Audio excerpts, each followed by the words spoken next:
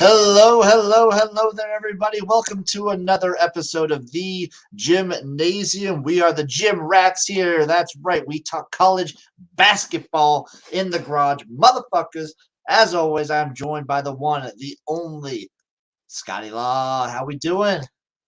Not too bad. How you doing?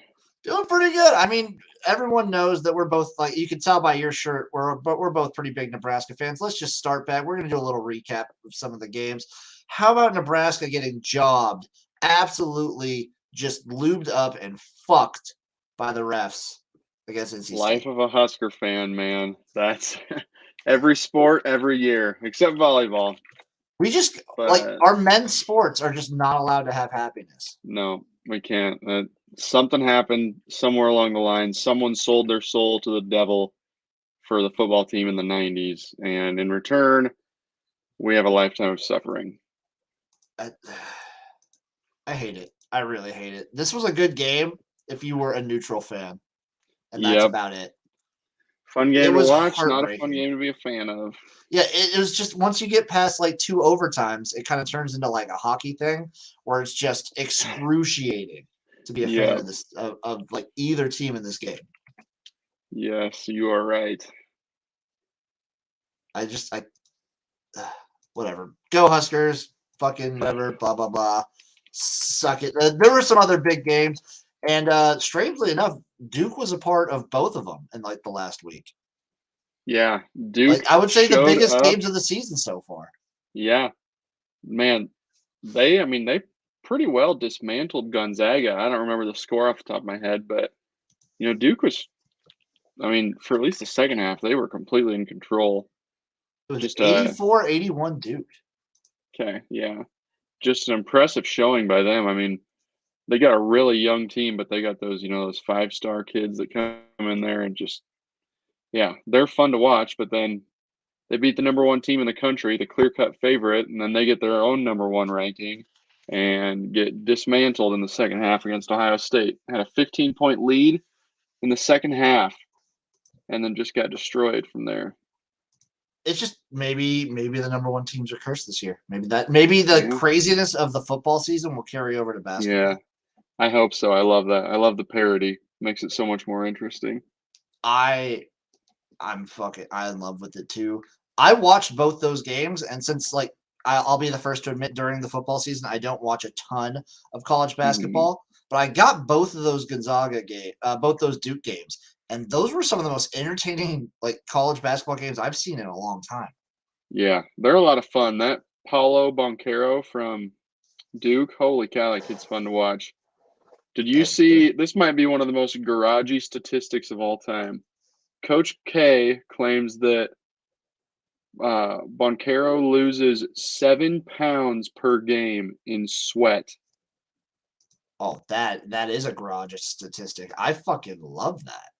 He Seven has his pounds of sweat own per game.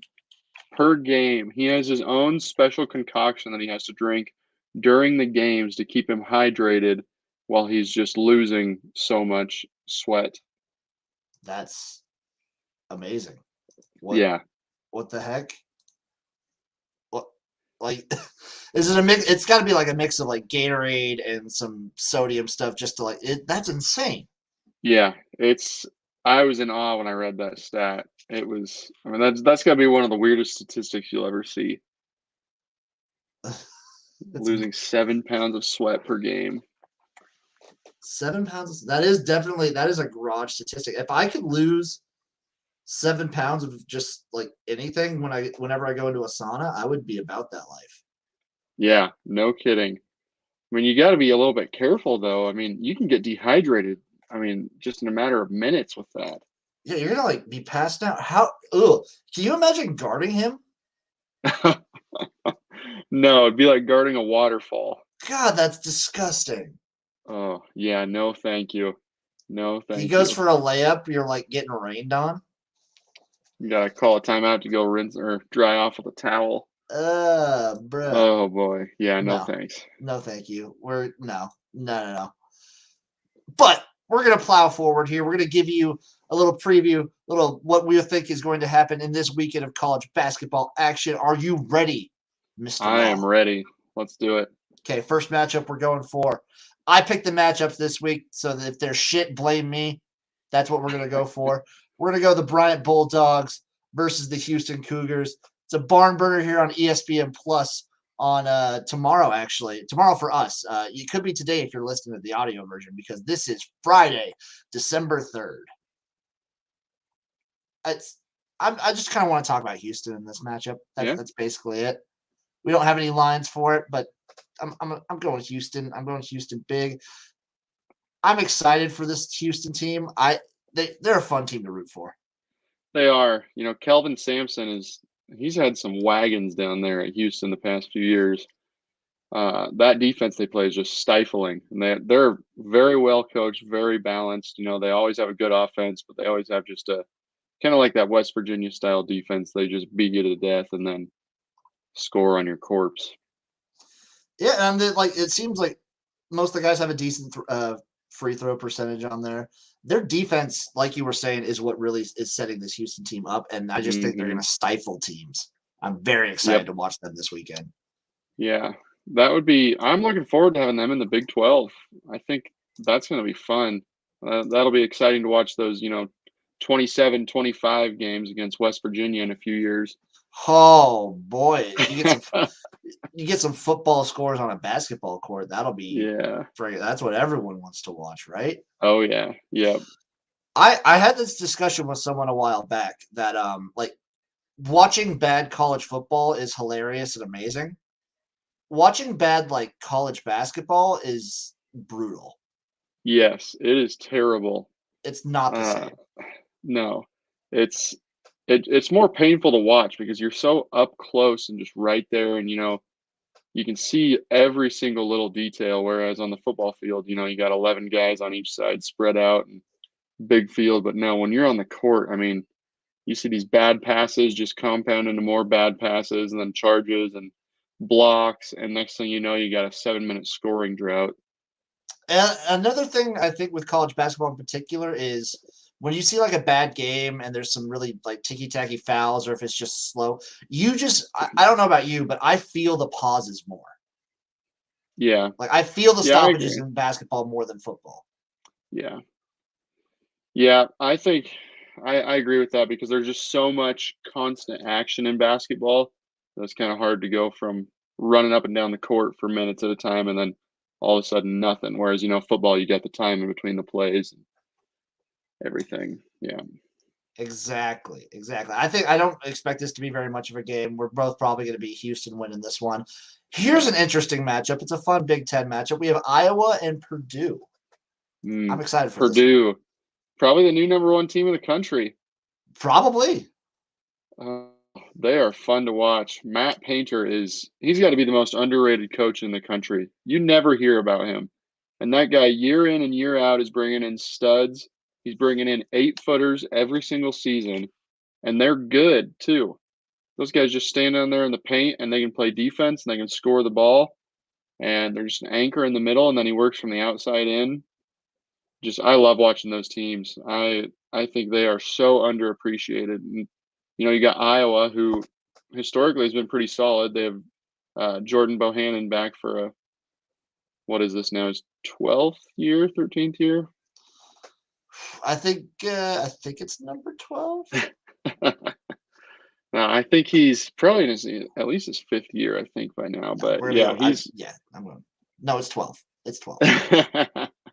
He's a pretty good guy to watch. I've enjoyed him, even though he's kind of crushed my heart as a Nebraska fan a few times. But Iowa, they got to reload. They lost a couple good players last year. Luka Garza, National Player of the Year, and had a couple other guys. I think 1 or 2 other guys maybe even got drafted. I know they have 2 guys at least that are on NBA rosters from last season. So. Yeah, they lost a decent amount. I think they're doing a pretty good job in the reloading category. Mm-hmm.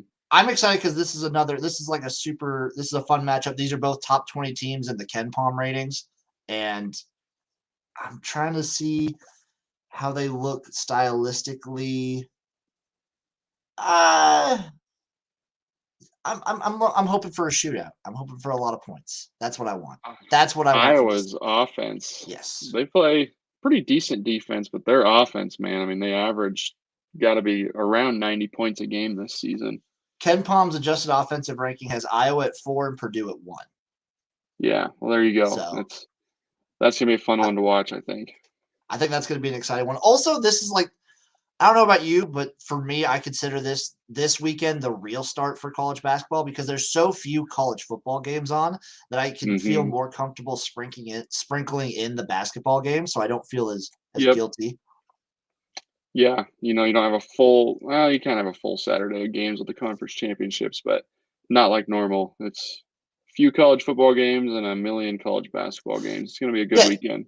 It's not like a normal college football weekend where I have every TV set to football, where like I could spare some for basketball. Yeah, exactly. And this is going to be one of the ones that I'm looking out for. I'm excited for this matchup. Mm-hmm.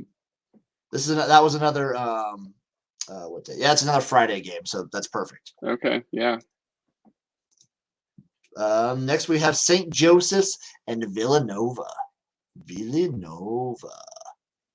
Villanova, pretty solid team starting off too. They're going to be the same team every year. It seems like with old Jay Wright up there. That guy can coach too. I want to call him underrated. I mean, he's got 2 national championships that came in 3 years. I would call him appropriately rated. Yeah. They're just fun to watch. St. John's is kind of up and down year over year, and you never really know what you're going to get with them. But they're always competitive, playing over there in the Big East. They're one of those teams you never really want to play them. Yeah, they're the definition, in my opinion. Like every time I think of St. John's, I think plucky, which makes sense for their mascot too. But they strike me as a plucky team that, like, if you don't play, I'm not going to say your A game, but if you don't play your B+ game, they could get you. Yep, exactly. But I think early on, especially, like Villanova is generally a team that early on just is solid. Like they don't really give anything up. Yeah, they're not really going to beat themselves. They know what they are. They always have their own identity, and they're just going to focus on that and play their own game and make you play their game with them. And most of the time, it works pretty well for them. I mean, they've got a great winning percentage over the last 5-10 years. Yeah, and then obviously in this game, I'm not too worried about Villanova. St. Joseph's coming off of a 3-game losing streak, and this is probably going to be another easy one for the Wildcats. I agree. Up next, we're rolling. What the fuck's up with Memphis? We got Memphis versus Ole Miss here. What is up with Memphis? Can we call this an overrated coach? We talked about potentially underrated and appropriate. Is he overrated? I mean, when Penny came in, people were ready to crown him the next Calipari. I mean, he was just getting all these big time recruits. He had James Wiseman, who was such a big recruit, and then he plays 3 games and he's done for the year. Now he's got Imani Bates, who is one of the highest rated recruits in a long time, and they started off, I think, 5-0, but they've lost 2 in a row now, and that one to Iowa State, I think. I mean, they got absolutely dismantled, 68-59. Iowa State's pretty good. Otzelberger's a good coach, but I mean, if you're Memphis and you have the expectations and the quality of roster that they have, you should never lose by double digits. Yeah, I agree with that. You shouldn't be, if you're the kind of team that Memphis wants to be with what their recruiting rankings have been and the way they're presenting themselves, you're not a team that should get embarrassed. That's what you should be avoiding. Yeah. Yep. I mean, they're going to have Final Four expectations every year. That's just going to be how it is under Penny. And, you miss that a year or 2 in a row and people start talking. We'll see what happens down there. I'm a little interested to see how they can finish this season. They have a fairly easy conference. They're in the same conference as Houston, and then you got a few teams like Cincinnati and UCF that are pretty solid. But, yeah, they're definitely going to have to start living up to their expectations. Going to have to start playing how their roster should play, and better start doing it soon. They better start doing it soon because after Ole Miss, they got Murray State as a cakewalk, but then they got Alabama and Tennessee back-to-back. Oh, yeah. No, thank you. Those are 2 really, really good teams this year coming out of the SEC. That is, yeah, they better be getting their poop in a group. Yes. And then, like, I don't understand why is Bates like he's only averaging 12 points a game. That seems low to me Yeah, for I what don't know you what the should be deal expecting. is. Yeah. They had kind of the same thing with Wiseman. He came in and just kind of underperformed a little bit, was a little bit underwhelming. So I don't know if they just don't have the right system for these guys. If they, I mean, who knows what it is? There's just inexplicable. There's no reason that these all-world talents should be coming in and being, for all intents and purposes, pretty average. I completely agree with you. It'd be like for your college football nerds out there, it'd be like a team, say, let's just say Texas, who brings in a lot of good recruits and just does nothing Yeah, with it. yeah, or a USC. You got Exactly. all the 5 stars you want, and then you go out and you're not even making a bowl game. It's embarrassing, in my opinion. Memphis, It is. step the fuck up. Get your shit together. Let's go. Next game, San Diego State versus Michigan. I think this could potentially be a fun one. Yeah, San Diego State, one of those that just year after year, they're not in a great conference, but they're super talented year after year, very well coached. I think they were maybe in a 2 seed, 1 seed a couple of years ago in the tournament. Speaking of plucky, this team is plucky as fuck. They're always one, like you were saying, this is always a team you just have to watch out for. Yeah, And they just fly under the radar and just knock someone off. exactly. And Michigan, I mean, what in the world is going on with Michigan too? They got absolutely slobber knocked by Carolina in their last game. I mean, they didn't even show up. They lost by 20 points. Yeah, they got absolutely embarrassed by North Carolina. I don't know what's going on there. They had a great season last year Yeah. and all just nothing. I don't They understand. They lost a had a lot few of of those guys. expectations. They still had the expectations, Yeah. but I mean, they lost like Isaiah Livers. He was a solid guy, but they kept Hunter Dickinson. They brought in at least one 5-star. I mean, they brought in a couple transfers too, I think. And they haven't been able to put it together. There's a lot of season left, but not really what you want to see from your team if you have, again, that high of expectations. I also think I this is mean, a great spot for like San Diego State to catch a Michigan and maybe get them on the upset. yeah. Yeah, I agree that, if you're a team like Michigan, like Duke, like Carolina, you're getting every team's best effort every single game you play. You can't afford to take a night off because everyone you play is coming at your throat and they're coming at you full force. 100 fucking percent. I'm gonna be watching this one when the line comes out. I'm probably gonna hop on San Diego State. I'll say that right now.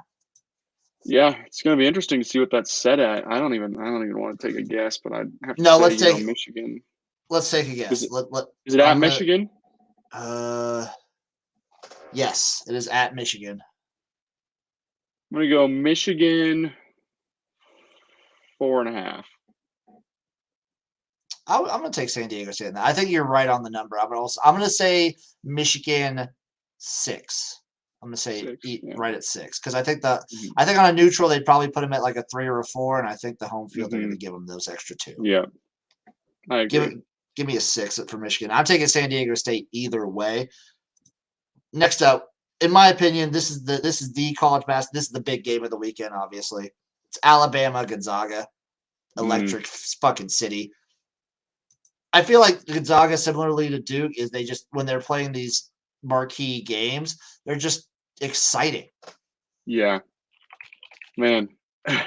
Chet Holmgren, that guy has got one of the most interesting bodies ever, but he is Yeah. a freak athlete. You look at him and you think he's going to snap in half with every step he takes. And I mean, the guy, I'm not going to call him a Kevin Durant by any means, but, he's kind of that same build. He's super thin, super skinny, but incredible athlete, incredible skills, very refined, very good player. And you pair him with someone like Drew Timme, who's also very well refined and just that guy does not look like an athlete at all either. And he is a stud.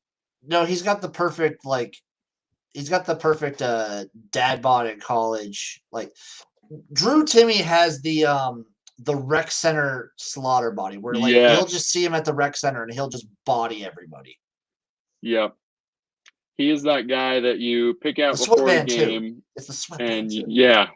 you go, that guy's bad. I'm going to guard him, and then he drops 30 points on you in 10 minutes, and then you're out of there.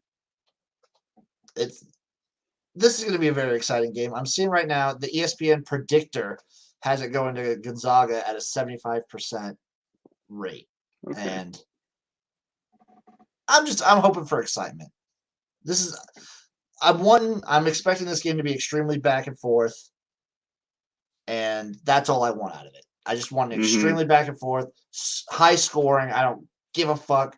Let the ball fly. Give it to me. Both teams have one loss. Like Gonzaga, we talked about earlier, they lost that electric matchup against Duke. And then Alabama has the loss to Road Rash face, not Road Rash, Patino, not Petrino. And Oh, yeah. The Iona Gales, yeah.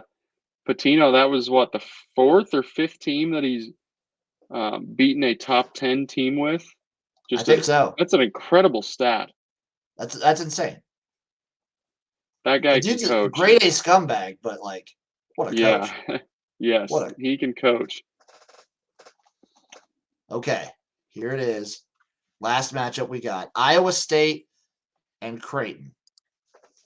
The homer in me is going to take solace in the fact that I feel like Iowa State's going to win this one. I think Creighton's just too young. Creighton is another one of those teams that plucky. Just year in and year, yes. They are. I can't even tell. They're well coached.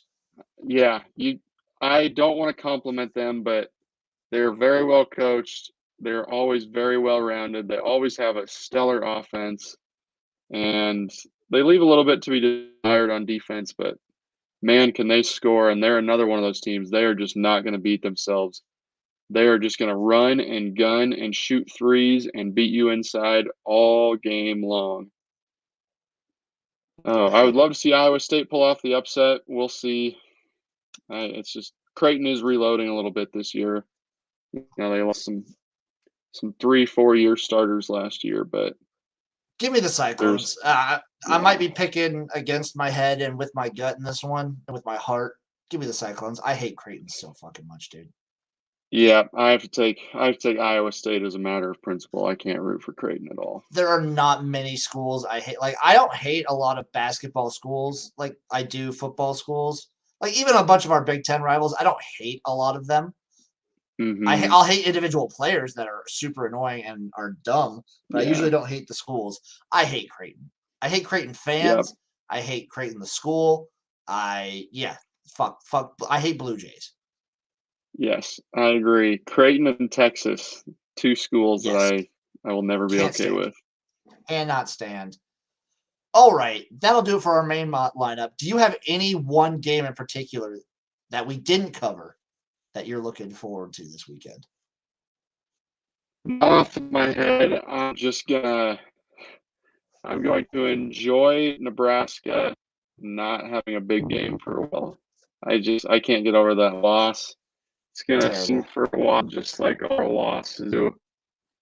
Man, I tell you what, it's tough being a Husker fan, but no, I'm just these games we talked about, we got big games, some great games. I'm gonna plant myself on my couch and I'm gonna watch college basketball all weekend. This is a great weekend. Last weekend was one of my favorite weekends. Rivalry weekend in football is always amazing. Mm-hmm. Being able to sit down and watch college football, conference championships, FCS football playoffs, and college basketball get into the thick of the season, give it to me, baby. Give it great time for sports right now. It's so good. We got bowl season coming up. We got the thick of the college basketball season. I love all these like early season tournaments that are going on. Shout out to the Big Ten for just shit stomping the ACC, by the way.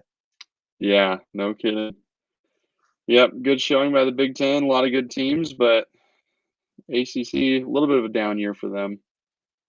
But yeah, it was nice to see the Big Ten really show up and kind of take control of that series this year. Hell yes. Thank you, everyone, for listening. This will do it for this episode of Gym Rats. Have a great weekend of college basketball action. Dribble it up, boys. Let's go. Peace out.